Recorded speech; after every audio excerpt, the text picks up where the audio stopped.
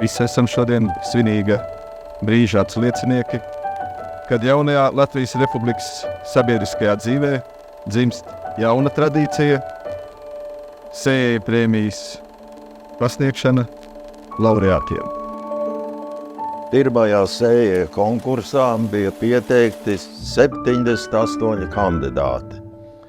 Apbalvoja 13 saimniekus, nozaru speciālistus, zinātniekus un vēstures atgādinātājus, žurnālistus un rakstniekus.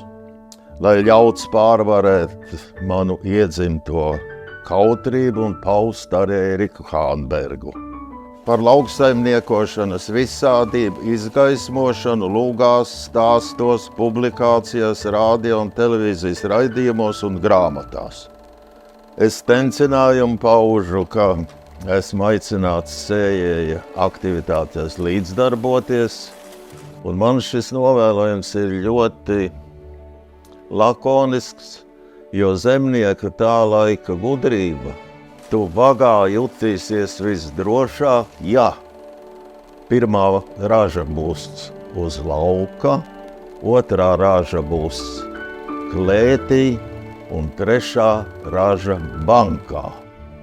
Un tad šis zemniecība jutīsies droša un stabila jebkurā situācijā.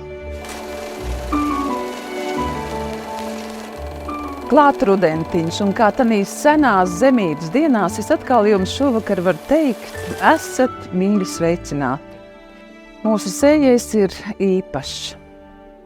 Īpašs ar to, ka viņš ne tikai liek smagi strādāt un gudri strādāt, bet viņš pēc tam ierauga, atrod un godā ceļ un pasaka paldies par darbu.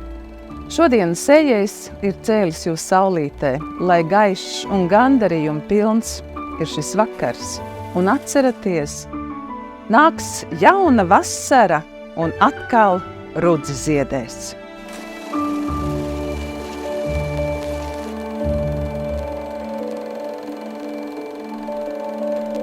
Sējēja konkurss vienmēr izraisījis patiesas emocijas un patiesu lepnumu par Latvijas laukiem un par cilvēkiem, kas dzīvo uz zemes, kop zemi un īstenībā baro mūs visus katru dienu, nepagurstot savās saimniecībās. Un es gribu arī novēlēt, lai šie nākamie 30 gadi būtu balstīti vērtībās, pamatīgās vērtībās, kas ir latviskums, mīlestība pret zemi. Lai cik arī moderna būtu lauksaimniecība, vērtības paliks tas, kas mūs visus padarīs lepnus šajā skaistajā konkursā, ko mēs saucam mīļi jau par sējēju.